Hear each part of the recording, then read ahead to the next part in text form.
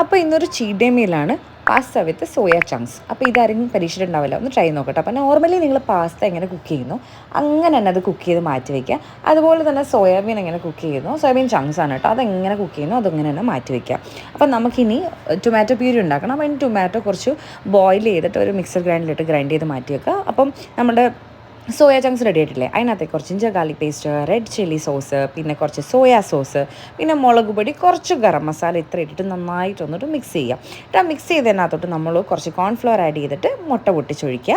എന്നിട്ട് അത് വീണ്ടും നന്നായിട്ട് മിക്സ് ചെയ്യുക. എന്നിട്ട് നമ്മളിതിനെ ഷാലോ ഫ്രൈ ചെയ്തെടുക്കുക കേട്ടോ. എൻ്റെ എല്ലാ റെസിപ്പീസിലും സോയാബീൻ ഇങ്ങനെ തന്നെയാണ്. സോ അങ്ങനെ കുക്ക് ചെയ്യുക. പിന്നെ ഒരു പാനിലേക്ക് ബട്ടർ മെൽറ്റ് ചെയ്തിട്ട് അതിനകത്തേക്ക് ഒനിയനും നമ്മളുടെ ഗാർലിക്കും ആഡ് ചെയ്ത് കയ്യിലുള്ള എല്ലാ വെജിറ്റബിൾസ് ആഡ് ചെയ്ത്, ഞാനിവിടെ ക്യാപ്സിക്കും ക്യാരറ്റും മാത്രമേ ആഡ് ചെയ്തിട്ടുള്ളൂ. അത് രണ്ടും മിക്സ് ചെയ്ത് അതൊന്ന് വഴണ്ട് വീഴുമ്പോൾ കുറച്ച് പച്ചമുളക് ഇട്ടിട്ട് പിന്നെ നമ്മുടെ ടൊമാറ്റോ പ്യൂരി ഇട്ടുക, പാസ്ത അതിലേക്ക് ആഡ് ചെയ്യുക, കുറച്ച് കെച്ചപ്പ് ഒരു ഭംഗിക്ക് ആഡ് ചെയ്യുക.